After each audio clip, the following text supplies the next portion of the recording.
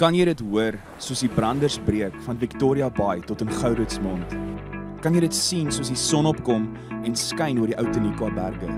Beleef jy dit? Die tuinroete, 'n plek waar God regeer. Mense wat 'n verskil maak met geloof, liefde en hoop. 'n Streek wat God ken, mense liefhet en hulle wêreld vernuwe. Habakuk 2 vers 14 sê, die aarde sal gevul word met die kennis van die heerlikheid van die Here, soos die waters die seebodem bedek. Welkom by Doxadeo Tuinroete.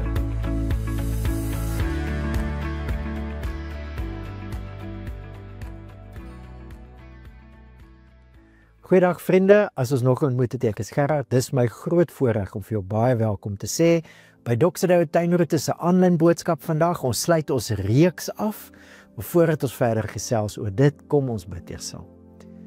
Hemelse Vader, baie dankie dat ons weer op so 'n geleentheid saam kan wees, tyd kan eenkant sit, besig kan wees met die Bybel en toelaat dat U besig kan wees met ons. Here, dankie vir U groot genade, U liefde, U betrokkenheid in die detail van ons lewens.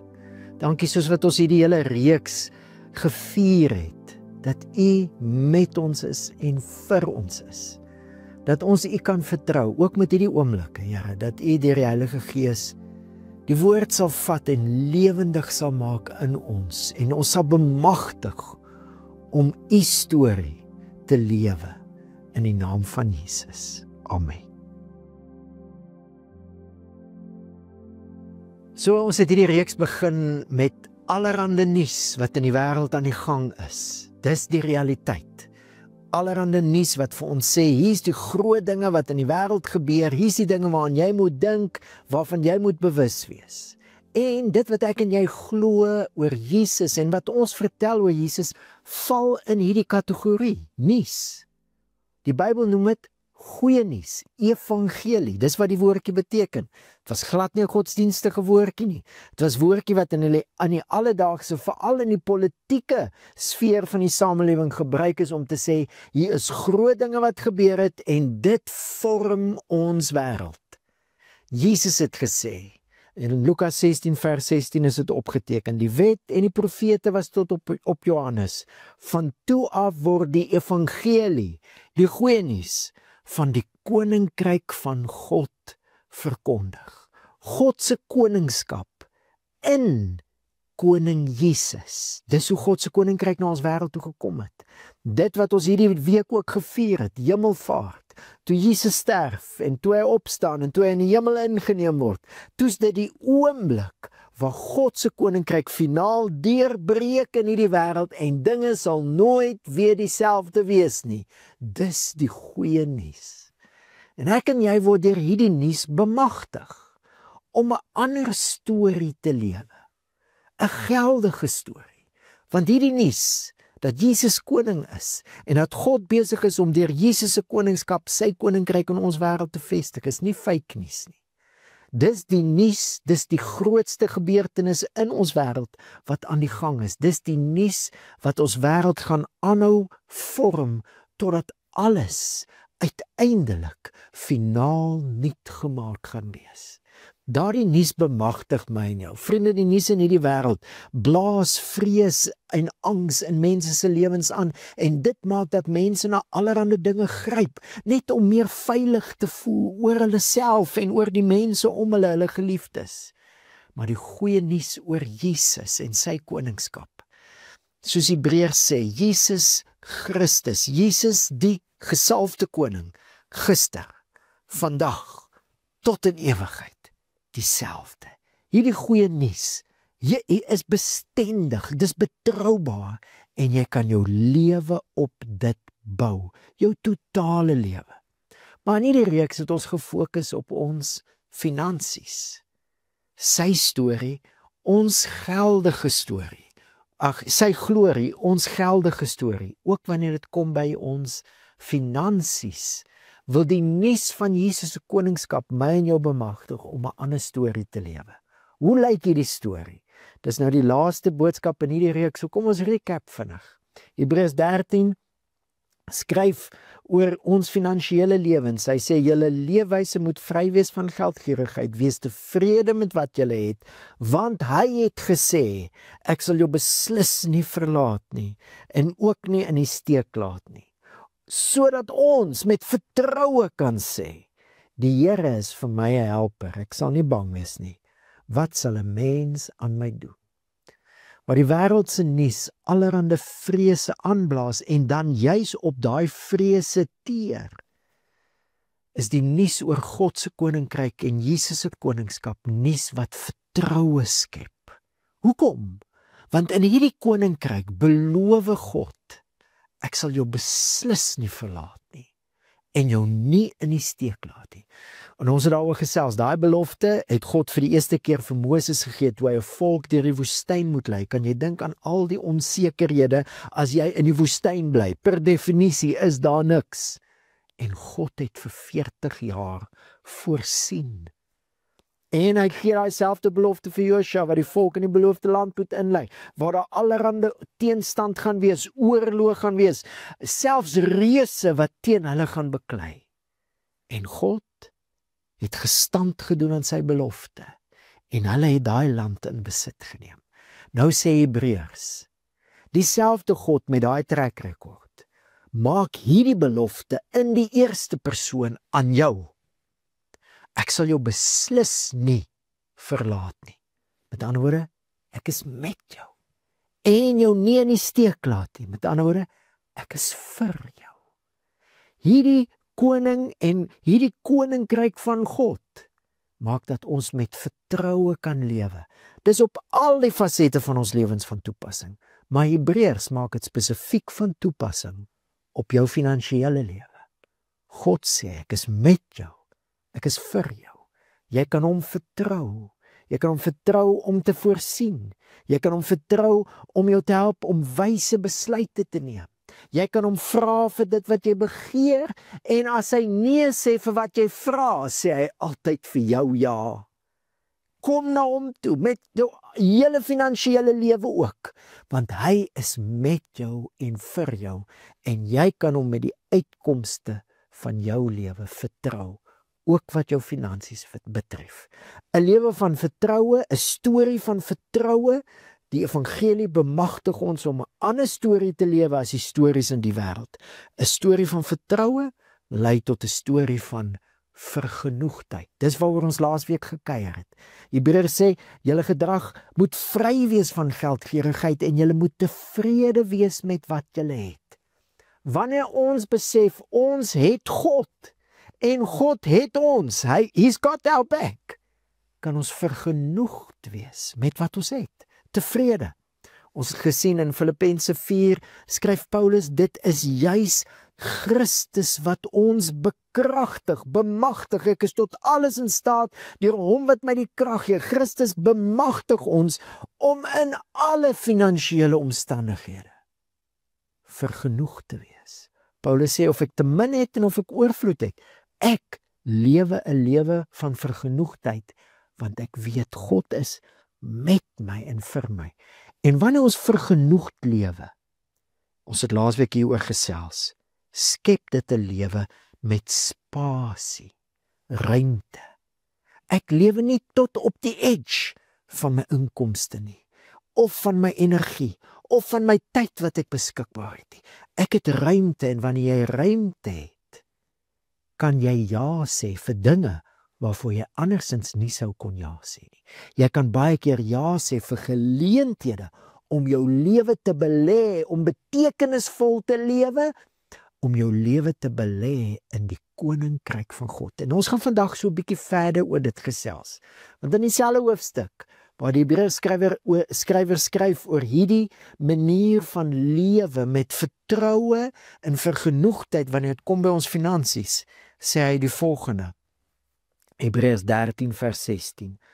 Moenie versuim om goed te doen en mededeelsaam te wees nie, want God het behaag in sodanige offers.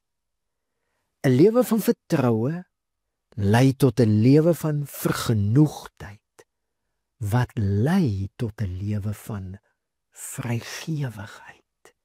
En die Hebreërskrywer skryf, wanneer ons goed doen aan mense, wanneer ons mededeelsaam is dit offers wat God behaag. Kom ons kuier so 'n bietjie rondom hierdie stelling. Baie van ons het geleer, ons moet baie versigtig wees om die Here te probeer behaag met wat ons doen, want dit kan 'n verdienste ding wees. Ek kan deur my goed doen aan ander mense, of deur my mededeelsaamheid, kan ek probeer om amper die Here se arm te draai om hom aan my kant te kry. Ek kan in sy goeie boekies probeer kom. Ek kan sy guns probeer verdien. Ek kan my plek in sy familie en in sy koninkryk probeer verdien deur dit wat ek doen. En dis hoekom jy moet versigtig wees vir goeie werke. Nou vriende, dit is so, né? As baie mense, en miskien het dit te doen met hoe ons groot geword het, miskien het dit te doen met ons prentjie van God, miskien het dit te doen met ons prentjie van onsself. Ons baie mense wat die hele tyd voel, hulle skiet tekort, hulle maak nie die kat nie. Nou vriende, hoor gou mooi, asseblief, die hele Hebreërs is hiervan vol, die hele Nuwe Testament is hiervan vol. Ek en jy kan nie ons plek en posisie in God se familie en in sy koninkryk verdien nie, en ons hoef ook nie te probeer nie.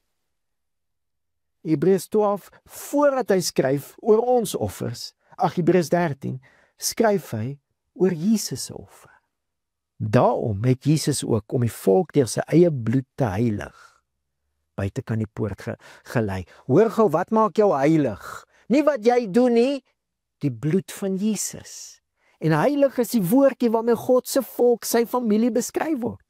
En heilig beteken om eenkant gesit te wees. Met ander woorde, jou posisie in die familie van die Here en jou plek in sy koninkryk vir sy missie, jou purposeful living, het nie begin deur jy wat iets doen om dit te verdien nie. Jesus se bloed, sy offer, het dit vir jou moontlik gemaak. Dis sy bloed wat jou heilig.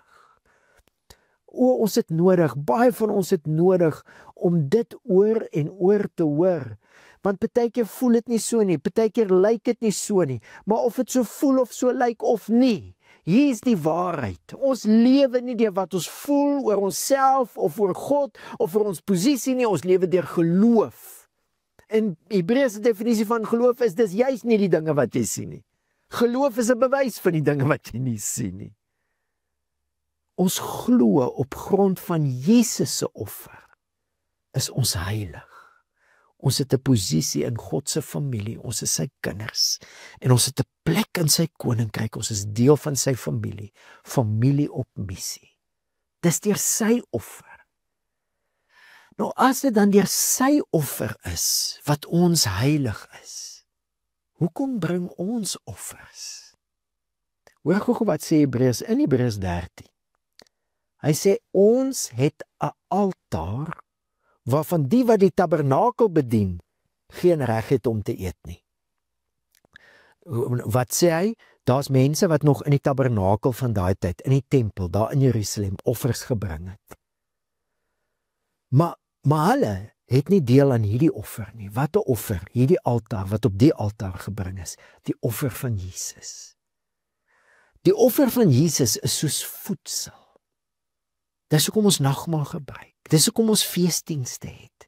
Dis hoekom ons hierdie week gevier het Jesus wat in die hemel opgeneem is. Deur sy dood, deur sy opstanding, deurdat hy in die hemel opgeneem is, voed hy ons met goddelike lewe, nuwe skepingslewe deur die Heilige Gees. Hier word nou vir ons gekommunikeer wie God is, wie ons is, waaroor die lewe gaan. Dit voed ons. Ons het deel aan hierdie altaar deur Jesus se offer. Het ons deel aan goddelike nuwe skepingslewe. Ons is deel van sy familie. Maar hoor wat sê hy? Daai altaar is nou ook ons altaar. Die plek waar Jesus geoffer het, daar maak hy dit nou moontlik vir ons om ook ons lewens te offer. En hoe offer ons lewens? Hebreërs 13 sê, ons bring gedurig deur aan God 'n lofoffer deur Jesus. Gedurig offer ons aan God dank. Ons totale lewe is te danke. Luister, wat jy ook al vandag beleef, wat vir jou lekker is, wat jy ook al sien in die lewe wat mooi is en goed is, watter deeg of watter lof daar ook al is in die dinge om ons, alles, die totale lewe het ek en jy te danke aan Jesus se offer. En wanneer ons na daai altaar kyk, na die kruis van Jesus, dan bring dit ons by 'n plek van ons wil offer aan God. Dit het niks met verdienste te doen nie. Ons wil aan hom offer, ons lewens, ons dankbaarheid, ons doen dit deur dit te sê, ons doen dit deur hom te aanbid, ons offer aan hom lof. Dankie Here, dankie dit wat u gedoen het, vir u offer het dit moontlik gemaak dat ek kan lewe. So ons hele lewe word eintlik nou op hierdie altaar gelewe, 'n altaar van lof aan God.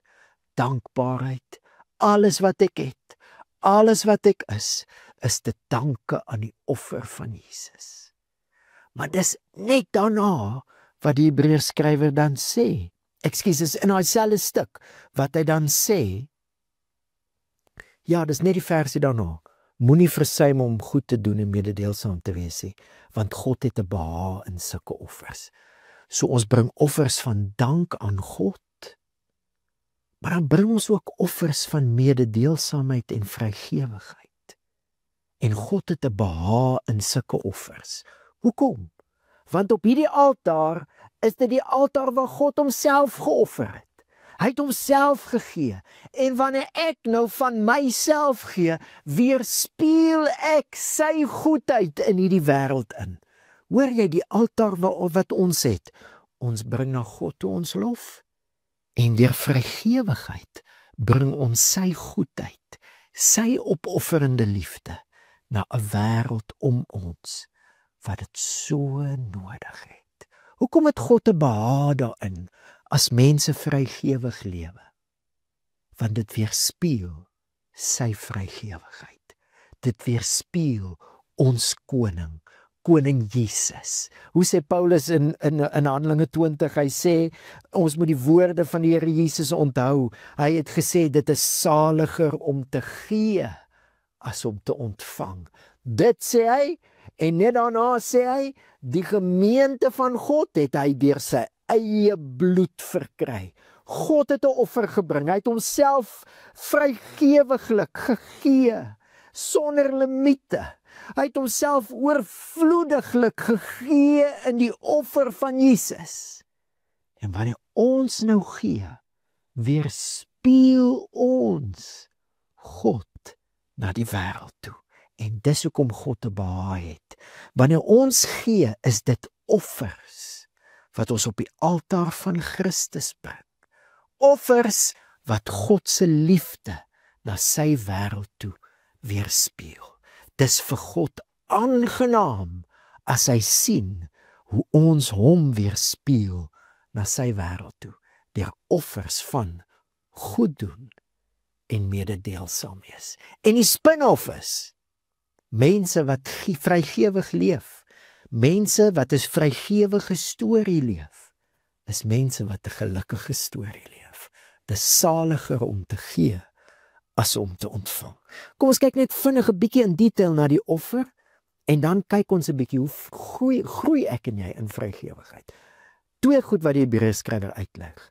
Die offer wat vir God aanneemlik is, wat hom weerspieël na die wêreld toe, is 'n offer van goed doen en mededeelsaamheid.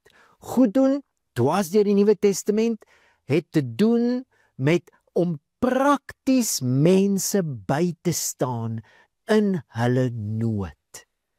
Goed doen, vriende, is 'n baie praktiese ding. Dit was 'n kultuur in die eerste gemeente om te sorg vir mekaar. En wat ook al jou nood is, het jy 'n lift ergens nodig. Ek ondersteun jou in jou nood. Dis goed doen. Is 'n baie praktiese ding waar ons kyk waar is mense se nood en ons staan hulle by in hulle nood. Dit was so 'n kultuur in die eerste kerk, dat Paulus op 'n stadium moet waarsku in Tessalonisense, dat mense nie dit moet misbruik nie, en mense moet versigtig wees, want mense kan dit misbruik, want dis wat goed doen. Dit skep 'n geleentheid as daar kansvatters is. En Paulus waarsku, hy sê, as 'n ou nie werk nie, mag hy nie eet nie. Maar as 'n ou werk, en daar's nie kos nie, dan is ons die mense wat sê, ek staan langs jou, jy is nie alleen nie, want God is met my, ek is nooit alleen nie.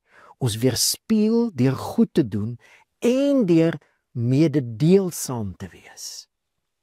Mededeelsaam, baie interessant van die Engelse vertalings, die ou Engelse vertalings vertaal het, to communicate. Hoe werk dit nou? Wat het communicate met vrygewigheid te doen? Dit kom van die gedagte af, dat die Griekse woordjie wat hier gebruik word, beteken fellowship. En as jy dan fellowship, moet jy mos nou goed kommunikeer. Jy moet kan gesels met mekaar om te kan fellowship. Die Griekse woordjie is koinonia. En as jy nou al deel was van Familie op Missie, as jy nog nie was nie, ons Familie op Missie 101 program, asseblief doen dit, want daar gaan jy leer, dat koinonia ook beteken partnership, vennootskap. Paulus gebruik dit byvoorbeeld in Filippense 1. Hy sê, ek bid altyd in al my gebede vir julle almal met blydskap oor julle gemeenskap aan die evangelie, julle partnership in die evangelie. Hierdie gemeente in Filippi het Paulus geondersteun om die evangelie, die goeie nuus van Jesus se koningskap in die wêreld te gaan verkondig. En toe Paulus in die tronk beland, as gevolg van dit, het hulle groot som geld gestuur na hom toe, sodat hy kan ondersteun word daar in die tronk en kan lewe actually, sodat hy kan aangaan met die werk van die evangelie. So wat is vrygewigheid? Dis om mense by te staan in hulle nood, en dis om in vennootskap met die evangelie te lewe. Ek gee tyd, finansies, energie om die evangelie te help vestig. Wat beteken dit? Mense moet hoor. Vriende, daar is duisende mense in die tuinroete wat nog nie weet dat Jesus 'n koning is, dat God, die goeie nuus is dat God se koninkryk na ons wêreld toe kom, en dat Jesus hulle roep om deel te wees van hierdie nuutmakende koninkryk. Maak nie saak wat 'n beroep hulle het nie, Jesus roep hulle om in sy diens te staan en saam te werk vir God se koninkryk. Mense moet daai boodskap hoor. Ons is in vennootskap vir dit. Mense moet geleer word om dit dan nou te verleef. Die goeie nuus, God se koninkryk is besig om te kom. Ek is 'n bouer, ek is 'n finansiële adviseur, ek is 'n opvoeder, ek gee skool. Hoe lyk my lewe nou dat ek in diens van koning Jesus en sy koninkryk staan? Mense moet geleer word. Ons is in vennootskap vir dit. Mense moet bemagtig word met die goeie nuus deurdat hulle sien hoe dit lyk. In ons samelewing moet ons 'n impak maak in ons skole, ons moet 'n impak maak in ons besighede, ons moet 'n impak maak in ons politieke sfeer. Hoe gaan ons dit doen? Ons is in vennootskap. Ons is gemeenteleiers, ons bring leiers van ander gemeentes bymekaar. Ons werk saam. Al hierdie dinge is 'n vennootskap in die evangelie. En vrygewigheid het te doen met goed doen aan mense en mededeelsaam vennootskap in die evangelie. Hoe leef ek en jy met ons finansies in goed doen aan ander en in vennootskap vir die evangelie? En ek kan aan geen beter plek dink om te begin as by gemeente wees. Vir ons is dit wat gemeente is. 'n Familie wat uitkyk vir mekaar, wat sorg vir mekaar, wat daar is vir mekaar se nood, op missie wat God se goedheid in hierdie wêreld inbring. Nou, hoe groei ek en jy in 'n lewe van vrygewigheid? Ek wil kortliks 'n paar punte maak. Ek dink dit begin by die hart. Dis 'n hartsding. En vriende, op 'n stadium sê Paulus, juis as hy praat oor offergawes, dan sê hy, mense se harte moet verruim word. Verruim. Hoe word my hart verruim sodat ek die goedheid van God kan weerspieël? Ek dink dit begin by God se goedheid. Iemand het gesê, without worship, we shrink. Without worship, wanneer ons nie aanbid nie, krimp ons harte. Wanneer ons aanbid, verruim ons harte. Wanneer ons hierdie God, wat homself kom gee het in Christus, wanneer ons dag na dag, ons lof offers na hom te bring, of ek so voel of nie, dis my eerste gebed. Here God, dankie vir die offer wat u gebring het. Dankie dat u deur u bloed my kom heilig het, my kom koop het. Bid en aanbidding verruim ons harte, wanneer ons fokus op die offer wat God gegee het, sy onuitspreeklike vrygewige gawe in Christus. Wanneer ons harte verruim, dan dink ek nog 'n ding waarna ons onsself kan oefen om te groei in vrygewigheid, is om anders te begin dink oor wat ons het. Dit is 'n baie interessante verhaal in Kronieke waar Dawid nou begin regmaak vir die bouprojek van die tempel. Hy sê vir die leiers van die volk om offers te bring, en dan bring hy 'n geweldige offer. Maar hoor hoe bid hy daar in Kronieke oor die offer wat hy bring. Hy sê, geseënd is u, Here. Rykdom en eer kom van u. Alles kom van u, en wat ons aan u gee, kom uit u hand. Dis 'n baie interessante teksgedeelte en jy kan dit gerus gaan lees in 1 Kronieke 29, maar hier is wat ons baie duidelik hoor. Dit wat ons gee, het die Here in elk geval in die eerste plek vir ons gegee. Met ander woorde, hier's 'n ander mindset, 'n ander manier van dink. Alles wat ek het, alles wat ek is, het ek as genade van God ontvang, en is eintlik deur dit wat God vir my gee, wat ek nou die voorreg het om goed te doen en mededeelsaam vennootskap te leef, in vennootskap te leef vir die evangelie. God gee vir my sodat ek kan gee. Is 'n ander mindset, né? Dis nie soos die laaitie wat Sondag by die kerk 2 R5 kry, nou dis in die ou dae wat jy nog met 2 R5 baie kon doen, daai muntstukke, jy kon nog 'n hele klomp sweets koop. En die 1 R5 is vir hom om goedjies te koop, lekker goed te koop, en die ander R5 sê sy maal is vir hom om vir die Here te gee. Dis die Here se geld. En toe hy nou so stap, toe val die 1 R5 nou uit sy hand uit. En daar rol het en dit val in die drein af, in die pad. En hy sê, daar gaan die Here se geld. Dis nie dit nie. Selfs wanneer ek 10de gee, dan sê ek, alles wat ek het behoort aan die Here. Dis nie ek gee 10de en die 9/10 is nou myne nie. Nee, dis glad nie. Wanneer ek 10de gee, erken ek, alles wat ek het, is God se. En hy gee dit nou aan my, om te geniet, en om te kan leef in vrygewigheid, om goed te doen, en om in vennootskap te leef vir sy evangelie, sy koninkryk. So, dis 'n ander mindset wat jy kan beoefen. Dink anders oor wat jy het. Dis eintlik God se, en hy gee dit vir ons. Hy's vrygewig, sodat ons kan gee, sodat ons kan deelneem aan sy goedheid en sy koninkryk. En dan, hoe doen ek dit in die praktyk? Ek dink, vriende, ons het dit al gesê, finansies is nie 'n mistiese ding nie, dis 'n baie praktiese ding. Daar is soveel en soveel kom in, en dit is wat uitgaan, dis baie prakties. Dis 'n ding wat jy beplan. En Dr. Sadeu, hou ons nie van om oor geld op Sondag te praat nie, want baie keer is dit dan dat mense emosioneel opgesweep raak en gee. Nee, ons wil hê jy moet jouself begin sien as 'n vennoot, want dis hoe Jesus jou geroep het en dis wie jy is. Dis waarvan jy deel is, 'n familie op missie. En as vennote beplan ons dan. Ons vra die Here om vir ons wysheid te gee en ons beplan ons finansies en ons bou in ons finansies vrygewigheid in. In ons beplanning, in jou begroting, bou in dat jy kan goed doen. Daar gaan geleenthede wees, lewe met spasie, daar gaan geleenthede wees wat jy iemand kan bystaan in hulle nood.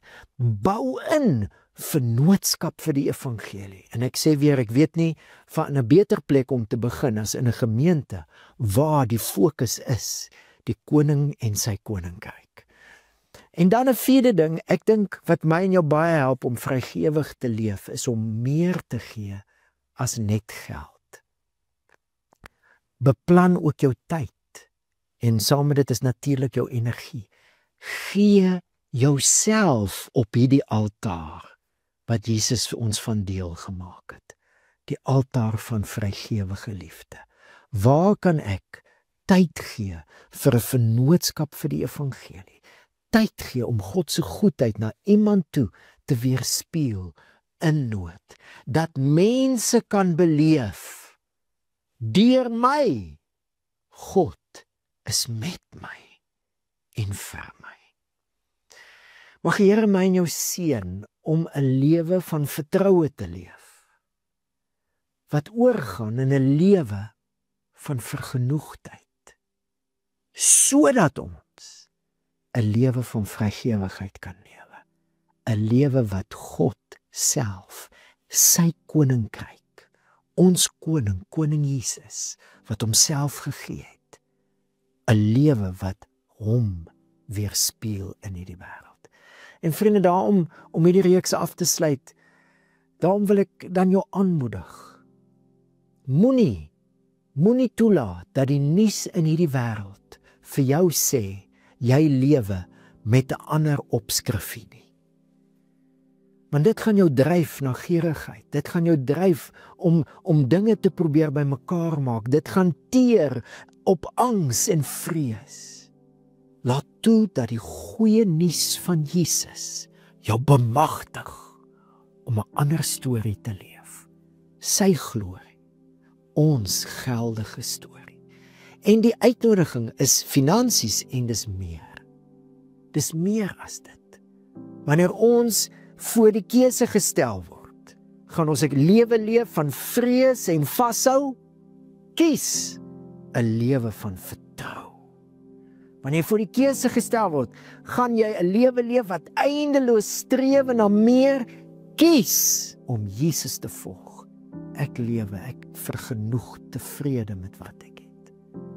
Wanneer jy voor die keuse gestel word van 'n lewe waar jy altyd probeer meer verdien, mense probeer selfs God se guns verdien.